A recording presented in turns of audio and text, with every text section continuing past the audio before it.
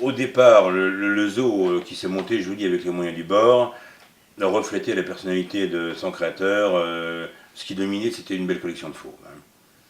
Ma première passion, c'est les fauves. Dans un deuxième temps, je me suis aussi intéressé très près aux reptiles, à partir de l'âge de 14-15 ans. Donc le vivarium, on l'a fait plus tard quand on a eu les moyens de le faire.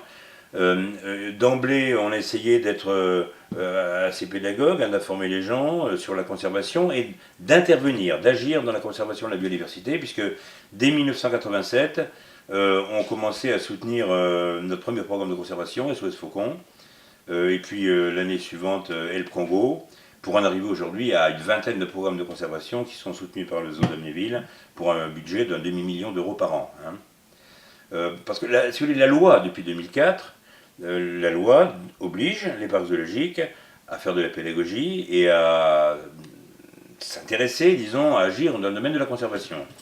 Mais il y a beaucoup quand même d'établissements, notamment en France, qui parlent beaucoup de conservation, peut-être plus qu'ils n'agissent. En ce qui nous concerne, on a toujours voulu être en fer de lance et être transparent.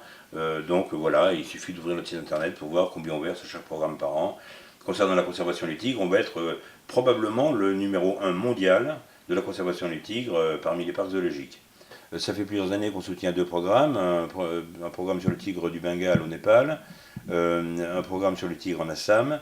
Deux programmes nouveaux vont s'y rajouter, et puis on va y consacrer donc un budget de 120-130 000 euros par an. On ne se contente pas, si vous voulez, de faire un virement. Les programmes sont suivis sur le terrain.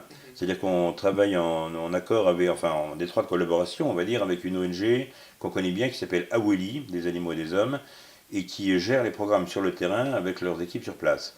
Donc Aweli, en gros, pour vous résumer, c'est la conservation, avec un volet humanitaire, parce que si on arrive avec nos gros sabots dans des pays très pauvres, en disant il faut plus tuer les animaux, il faut plus abattre les arbres, par exemple, très vite on vous dit vous êtes gentils les Français, mais nous on meurt de faim, hein.